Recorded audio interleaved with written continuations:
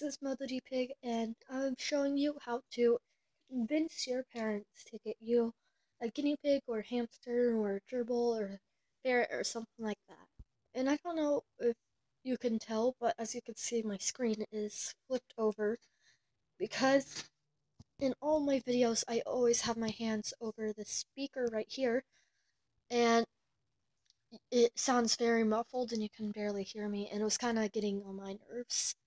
So, when you want to show your parents that you are responsible enough to own a pet, you need to show them that you are. So, by if you have other pets, take care of them and get good grades in school. And yeah, just help around the house. And if you have any siblings that are younger than you, help them out with their homework or something. And you, besides showing them that you are responsible, you want to show them that you know a lot about guinea pigs and you can take care of them. So, what you want to do is whatever small pet you want, you need to do a lot of research about them and see how expensive they are. And if they're too expensive and you think your family won't be able to afford them, do not try to ask your mom to get them because then they'll probably end up in the shelter. Get rid of a pet that they love and see them end up in the shelter. So you should start out with hamsters or gerbils, unless someone in your family has had a guinea pig. But it is actually perfectly fine if you do start out with a guinea pig.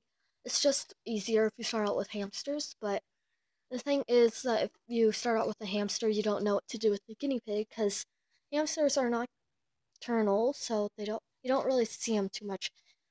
But hamsters are super cute, and there's a lot of types of hamsters and guinea pigs. So basically, you need to do lots of chores. Do all the chores you're supposed to do without being told, and try to help out a little more. And and you should do some extra chores. I don't know if I just said that, but you should do some extra chores and all that.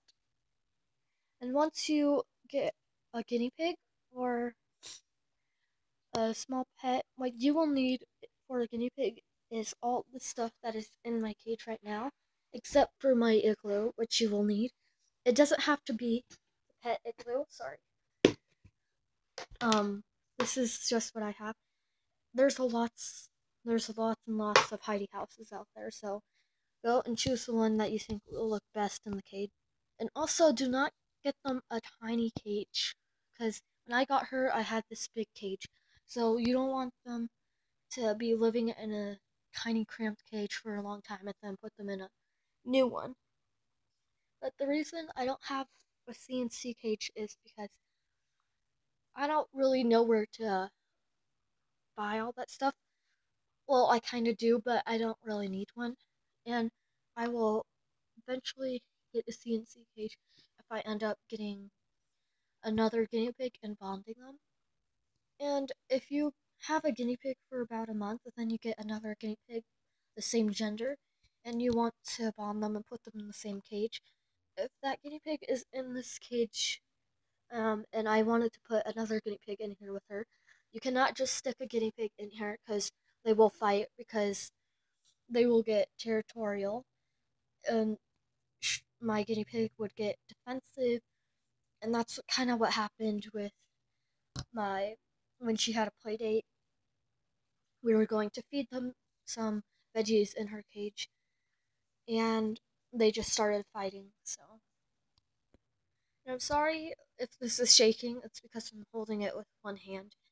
And so, first of all, you want to get pellets, and you're not supposed to get pellets with the little bits in there. You see the orange and all that, but it is actually really fine.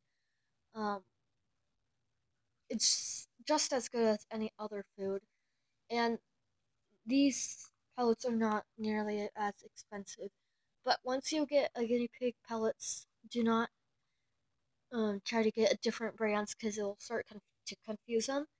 And you should, when you get a guinea pig, you should not just come and go as you want. You should kind of have a schedule and you should take them out at certain times because if you don't, like you randomly come and get them and then you put them back and then you don't mess with them for 2 days and then you take them out, it could really scare your guinea pig really badly and they can get very lonely if they're single like mine.